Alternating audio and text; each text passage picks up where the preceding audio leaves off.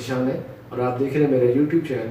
Dentist with camera. आज का जो हमारा टॉपिक है वो है डेंटल कैपिंग, उसके डिसएडवांटेजेस, यानी क्या क्या नुकसान हो सकते हैं हमें डेंटल कैप लगवाने के बाद। तो सबसे पहले डिस्कस कर लेते हैं कि सबसे मेजर जो नुकसान हैं वो उसमें ये है कि अगर हम ब्रिज लगाए जा रहे हैं, जैसे ये पिक्चर में आप देख रहे हैं, डेंटल ब्रिज में हम दो दांतों को काटते हैं एज अ पिलर, यानी पुल बनाए जा रहे हैं तो दो दांतों को हम कट करते हैं, साइज़ छोटा उनका करते हैं, तो एक तरह से वो दो दांत जो है डैमेज हो जाते हैं। यानी नॉर्मल टीथ है बिल्कुल सही और एक दांत मिसिंग है या दो दांत मिसिंग है या चार दांत मिसिंग है, उसको सपोर्ट लेने के लिए हम दो सही वाले दांत आपके उसको काट देते हैं। तो ये एक मेजर डिसएडवांटेज है डेंटल कैपिंग का। उसके बाद ये कि अगर ऐसा कोई पेशेंट जो डायबिटिक हैगा उस पर हम कैपिंग कर देते हैं, और सम टाइम ये होता है कि वो पेशेंट्स की जो शुगर लेवल है वो बहुत ज़्यादा है तो बढ़ रही है या बहुत ज़्यादा एकदम कम हो जाती है। इन पेशेंट्स में दांतों में मूवमेंट आ जाते हैं, यानी दांत मोबाइल होना शुरू होते हैं हल्के हल्के। तो उनमें ये होता है कि जब हम डेंटल कैप लगा देते हैं यानी कवर चढ़ा देते हैं दांतों के ऊपर,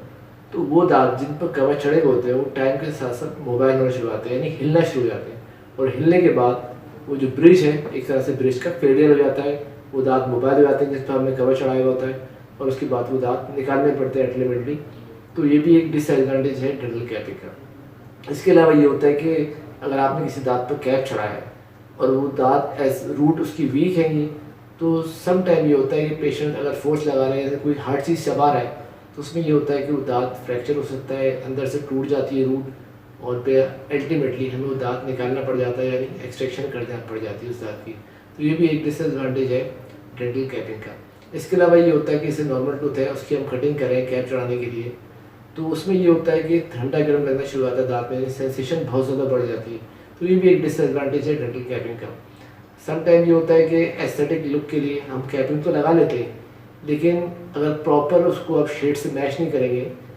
तो ये होता है कि दांत वो एस्थेटिक लुक आपका और ख़राब हो जाता है। यानी सामने के दांत में हम अगर कैपिंग करने जा रहे हैं या ब्रिज लगा रहे हैं और उसको प्रॉपर मैच नहीं किया डेंटिस्ट ने, यानी जो शेड है पेशेंट के, जैसे फॉर एग्जांपल पेशेंट की शेड A1 है, A2 है या B1 है, B2 है,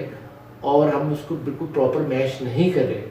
तो उससे ये होता है कि एस्थेटिक लुक और ख़राब हो जाता है। यानी पेशेंट का जो लुक है एस्थेटिक लुक वो एक तरह से ख़राब हो जाता है और वो पेशेंट अपने आप को अच्छा फील नहीं करता क्योंकि उसका लुक ही ख़राब हो गया है। तो ये भी एक डिसएडवांटेज है कैपिंग का। इसके अलावा ये होता है कि पेशेंट अगर एज ज़्यादा हो चुकी है और उसकी बोन की थिकनेस कम रह गई है, यानी जो जबड़ा है जिसमें हम लगा रहे हैं मैंडिबल है या मैक्सिला है, उसमें अगर बोन की थिकनेस कम रह गई है और उन केसेस में हम ब्रिज लगाने जा रहे हैं, यानी पूरी आर्च भी लगाते हैं डेंटिस्ट, यानी नीचे के पूरे दांत लगा दिए कैपिंग के साथ और ऊपर की आर्च लगा दी पूरी कैपिंग के साथ, उसमें अगर ये कि उनके दांत मजबूत नहीं है यानी हड्डी की थिकनेस ज़्यादा नहीं है, तो उसमें फिर पूरा ब्रिज का फेलियर हो जाता है, क्योंकि ब्रिज पर मोबाइल हो सकता है, निकल सकता है, गिर सकता है। तो ये भी एक डिसएडवांटेज है डेंटल कैपिंग का।